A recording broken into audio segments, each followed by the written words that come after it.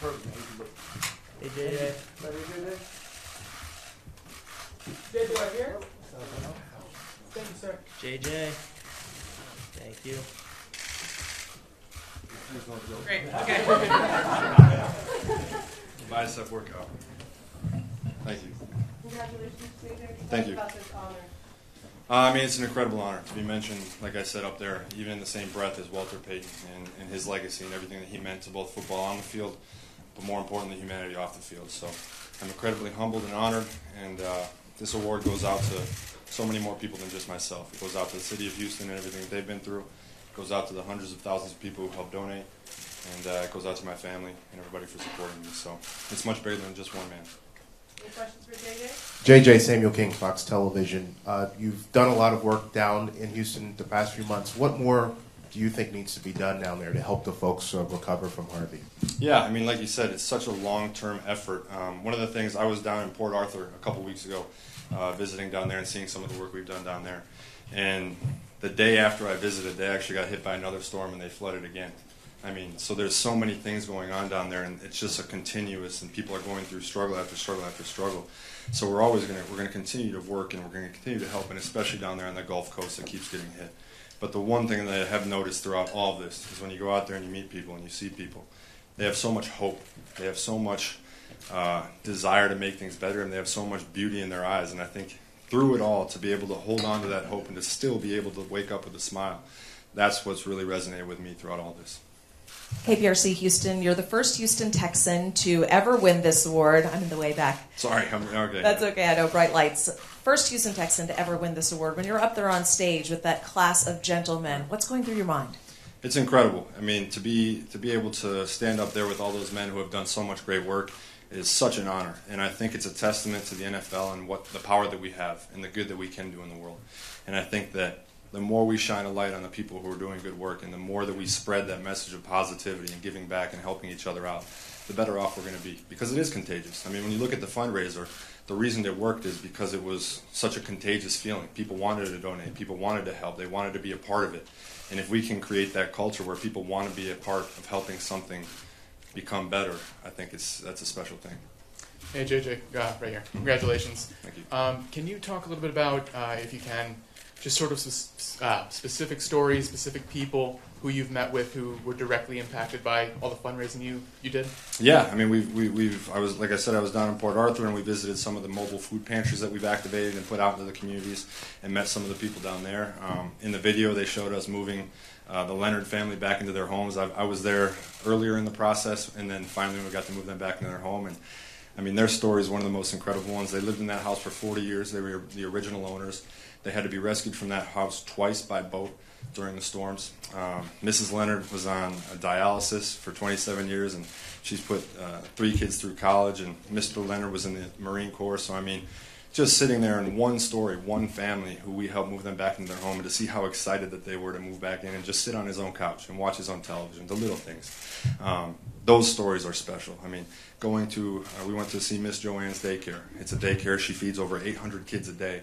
She has over 220 kids on site that she helps take care of on a daily basis. And they shut down because they had 4 feet of water in their school. And so to go there and to see some of the work that we were able to do and get their kitchen back up and running so they can provide those meals for all those kids. I mean, those types of stories stick with you, and it makes it so much worth it, and it makes it so special when you can actually see the work being done. Hi, JJ. Your desire to help people, to give back to the community, what is it about you? Where does that come from? What motivates you to do such a thing? I mean, it started from my parents. They taught me from an early age that we're not rich, but we're not poor. And there's people out there who have a very difficult time, and we're fortunate. So give back whenever you can. And then I think throughout my whole life, I mean, I've been able to go to a good school, have a hot meal on my dinner table every night. I've been able to play sports whenever I wanted to. I got to go to college, and now I get to play football for a living. I'm very lucky, and I realize that not everybody in this world is as fortunate as I am. So whenever I get a chance, whenever I see an opportunity to help, I want to take that opportunity, because whether we like it or not, we are role models. People do look at us every single step of the way, whether it's Instagram and Twitter and the things that we do on social media, whether it's on games on Sunday or it's what we do during the week. People are always watching professional athletes. People are always waiting to see what we're going to do next. And if we use that power for good, and if we use that power to create positivity in this world, we can do some incredible things. JJ, obviously all of that money went to a lot of different things in the recovery effort. Was there anything you saw along the way out in the community that really shocked you in terms of, wow, I can't believe people don't have this, or I can't believe people are going through this particular thing? I think for me, the biggest thing that shocked me was the breadth of the devastation. Seeing that, I mean, Houston's a big city to start with, but you see from Port Aransas, Port Arthur, Rockport, all the way down on the coast, all the way up to Greenspoint, all the way up to Kingwood, and all. It's such a massive area that was covered. And you sit there, and I'm sitting there, and I have this $37 million, and I'm like, I want to help as many people as I can. And I'm here talking to the people and learning everything I can about the recovery. And they're saying this is going to cost multiple hundreds of billions of dollars. And so I'm sitting there, and I'm like, I want to help everybody. But in $37 million sounds like such an incredible amount of money. But when you try and span that from the coast all the way up to the north side of Houston, it's simply impossible. And that's what hurt me the most, and that's what shocked me the most, was how much devastation was in so many different areas. And I think that's why, no matter if it's in the headlines, not in the headlines, the people that I see on a day-to-day basis volunteering and helping out and giving their time and giving their energy, those are the people that are the true heroes, because they're helping in areas that some of the help and some of the headlines are long, long gone. A last question for JJ. Thank you for all what you have done. Can you share with me what the other agents out there told you in that moment that was just I mean, they were just very gracious. They said, you know, thank you for what you did and welcome to the club. I mean, some of those guys, that's such an incredible group of people. And I mean, anything that you do on the field. I mean, I've been fortunate enough here to be on this stage and to win Defensive Player of the Year awards. But everything that you do on the field pales in comparison to what you do off the field. And at the end of my life, if I'm remembered as a football player and a good football player, and that's all I'm remembered before, then I did a poor job in my life. When I go to my grave, I want to be remembered as a guy who helped people out and who tried to do as much as he could off the field to be the best man that he could be. Trying to make my family proud, my fans proud, and go out there and just be the best person I can be and leave the world a little bit better than I found it. Thank you all. Appreciate it. Yeah, sure.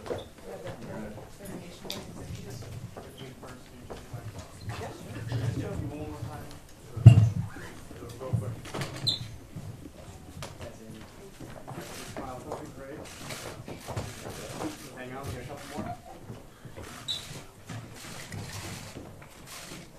Couple of those videos. Thank you. All right. Come on up. Thank you very much. Look right in the middle, please. Thank you. Right here. Great. Hang on. More right here. Looking right here, please. Thank you.